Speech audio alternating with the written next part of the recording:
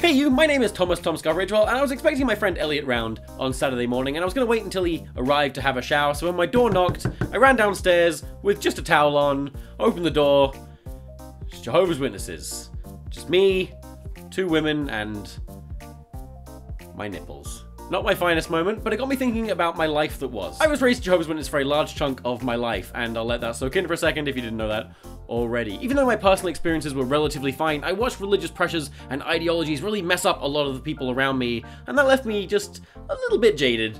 Just a little. The truth is, I don't really like organized religion. I personally think that it unites people for the wrong reasons, encourages oppression, and arbitrarily divides us as a species. I'll save my complete list of grievances for another video, but today I just wanted to talk about why I no longer identify as religious, and what really killed it for me. Going to university was a big part of breaking away from religion, interacting with worldly people, and discovering that there is actually both good and bad everywhere, and also interacting with folk like the gays and not immediately being led down a path of debauchery helped a lot, but that's not why I stopped being religious. Watching a lot of ranty, atheistic YouTubers really spell out and debunk a lot of this religious rhetoric was a huge help in reevaluating a lot of this programming I'd received. Suddenly all these ideas and truths that I'd never questioned were open for debate, although I kind of stopped paying attention to a lot of these YouTubers when they instead shifted their focus onto the spooky horrors of social justice warriors, but again, these people are not why I stopped being religious. No, my faith died in an instant one sunny summer's day back in my hometown of Cambridge in 2008.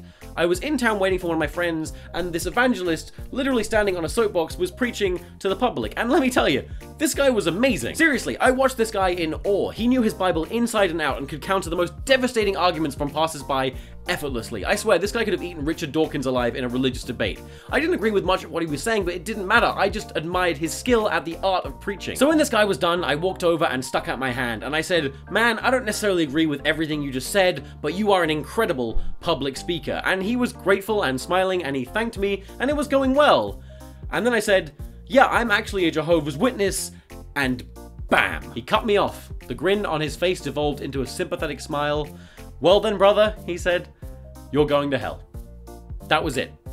He explained to me that if I didn't save my soul and convert to his religion, right now I was undoubtedly going to spend the rest of eternity suffering in damnation. And just like that, my faith was gone. Now, this interaction broke my spirit for two reasons. One was this idea that someone could truly believe in hell and not be driven insane by it, but I'll save that for another video. The main reason was his conviction, because it shattered mine. See, how could he or anyone know with 100% certainty that his religion was the right one and that mine was wrong? Statistically speaking alone, what is the probability that his interpretation of a translation of one near ancient book held the key to eternal salvation and everyone else was wrong? Specifically when you realize that billions of people throughout history, both past, present, and future, have believed the exact same thing about their own personal interpretations of countless different beliefs. I mean, some religions are separated only by whether or not it is or is not okay to use a condom, or if Jesus died on a cross or on a stake, or if God did or did not in fact hate people called Dave. Probably. My point is, with all these infinite variations, each apparently resulting in either salvation or damnation, who is anyone to believe that they alone hold the key to the truth? So yeah, that was the day my faith in religion died. Ever since then, my humbled opinion has strictly been, I don't know. Is there a God? I don't know. Is there a point to all of this? I don't know. Does it even matter? I don't know. I don't know. Maybe I don't care either. What do you think, friends? I'd be interested to know your thoughts, because nothing says good idea like asking the internet to discuss religion. Good luck, and God bless. TomSka out.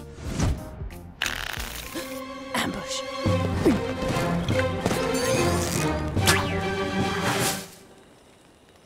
I think that's just a regular bush. I want to be a better person, a better creator, a better role model.